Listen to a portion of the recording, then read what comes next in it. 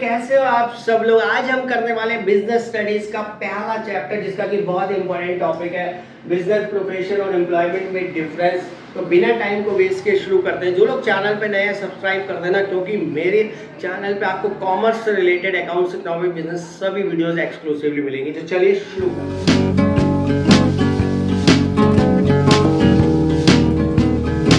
आइए देखते हैं क्या डिफरेंस होता है बिजनेस प्रोफेशन एंड एम्प्लॉयमेंट। ये मैंने बेसिस लिए हैं, बेसिस के ऊपर डिफरेंस समझने की कोशिश करते हैं। कमेंसमेंट, बिजनेस कमेंस होता है डिसीजन ऑफ द ऑनर। जैसे ही ऑनर कभी भी डिसीजन लेगा बिजनेस करने का, वो बिजनेस शुरू कर सकता है।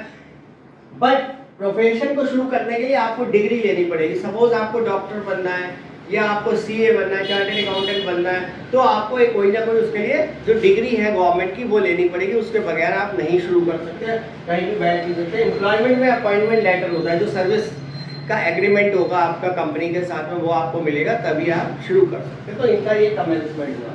क्वालिफिकेशन, इसमें बिजनेस में कोई खास ऐसी क्वालिफिकेशन की जरूरत नहीं होती है बिजनेस के अंदर। जबकि प्रोफेशन के अंदर मैंने जैसा बताया, आपको क्वालिफिकेशन यानी कि आपको डिग्री लेनी जरूरी है। चाहे डॉक्टर बनना है तो एमबीबीएस की डिग्री चाहिए, चार्टर्ड अकाउंटेंट बनना है तो सीए की डिग्री आपको लेनी पड़ेगी।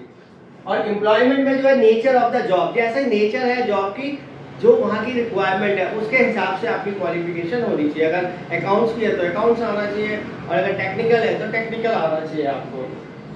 इन्वेस्टमेंट, बिजनेस में जितना बड़ा बिजनेस होगा या जैसा बिजनेस होगा, छोटा है तो कम इन्वेस्टमेंट, बड़ा है तो ज़्यादा इन्वेस्टमेंट। इसमें ज़्यादा नहीं, लिमिटेड कैपिटल चाहिए होती है, क्योंकि बिकॉज आपको ऑफिस वगैरह खोलना है, अगर अपना नहीं है तो आप किराए पे भी ले सकते हो। इसमें तो बिल्कुल ही कैपिटल की जरूरत नहीं है एम्प्लॉयमेंट में, क्योंकि आपको किसी और के अंडर में काम करना है। रिस्क, हमेशा रिस्क रहता है। बिजनेस का सारा रिस्क आपका है कि आपको क्या होगा उसमें। इसमें लिटिल रिस्क है, चांसेस है नहीं चला, आपकी प्रैक्टिस नहीं चली तो ही रिस्क है।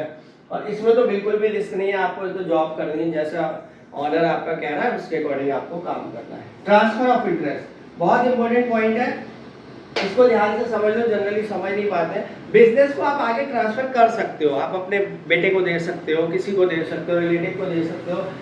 बट प्रोफेशन में डिग्री आप किसी को नहीं दे सकते। ये सोचो कि मैं अब आज से अपनी प्रैक्टिस बंद कर रहा हूँ और मेरी डिग्री तुम यूज कर लो, तो डिग्री ट्रांसफर नहीं होती है, ना ही डॉक्टर की डिग्री ट्रांसफर होती है। ऐसे ही सर्विस में भी आपका कोई कंपलसरी नहीं है कि आप अपनी जगह किसी दूसरे को लगा दोगे। ये डिपेंड करता है जो आपका एम्प्लॉयर है यानी कि मालिक है उसके ऊपर। रिवार्ड, इसमें प्रॉफिट होता है, इसमें फीस लेते हो, आप काम करते हो, डॉक्टर है, सीए सब फीस लेते हो, इसमें सैलरी मिलती है आपको काम के बदले में। ऑब्जेक्टिव, इसका मेन ऑब्जेक्टिव प्रॉफिट अर्न करना है, इनका प्रोवाइड सर्विस देना होता है बेसिकली डॉक्टर्स का, इन सब का। हाँ, बदले में वो पैसा जरूर लेते हैं, बट मेन ऑब्जेक्टिव जो है सर्विस देना है। और इनका अर्न करना है income in the way of salary मिलती है, वेजेस मिलती है इनको। And last point, code of conduct. ये भी बहुत ध्यान से समझ लो, जनरली लोगों को नहीं समझ में आता है। कोड ऑफ कंडक्ट का मतलब एक रूल्स एंड रेगुलेशंस बनाए हुए होते हैं, तो जनरली बिजनेस में ऐसा नहीं है, डिपेंड करता है, कोई ऐसे रूल्स एंड रेगुलेशंस का फॉर्मेट नहीं है। बट इसमें जो एसोसिएशंस होती हैं, जैसे डॉक्टर की एसोसिएशंस हैं, उनके अपने कोड ऑफ कंडक्ट हैं, मैनेजमेंट की अपनी एसोसिएशंस हैं, उनके अपने, चार्टर्ड अकाउंटेंट की अपनी एसोसिएशन, हर प्रोफेशन के अपने कोड ऑफ कंडक्ट होते हैं। इसमें टर्म्स ऑफ एंड कंडीशन चलती हैं जो कि कंपनी की होती है, वही कोड ऑफ कंडक्ट माने जाते हैं, वही फॉलो करने होते हैं।